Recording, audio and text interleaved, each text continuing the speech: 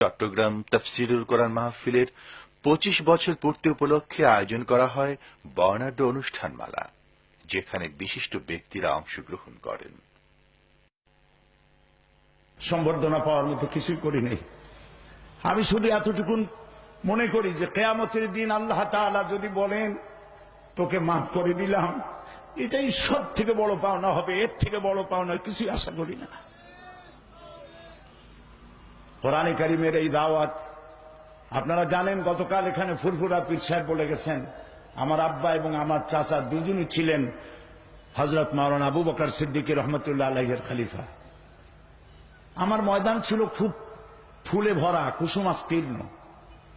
সেই কুসুমাস্তীর্ণ পথ থেকে উত্তপ্ত মরুভূমির উপরে, বালুর উপরে জেল জরিমানার ঝুঁকি নিয়ে এই রাস্তায় আসার তৌফিক দিয়েছেন আল্লাহ রাব্বুল আলামিন তাফসীরুল কোরআনের কারণে।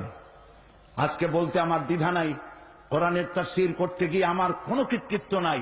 এর সমস্ত কৃতিত্ব আল্লাহ পাকের এবং তারপরে তাফসীরুল কোরআনের।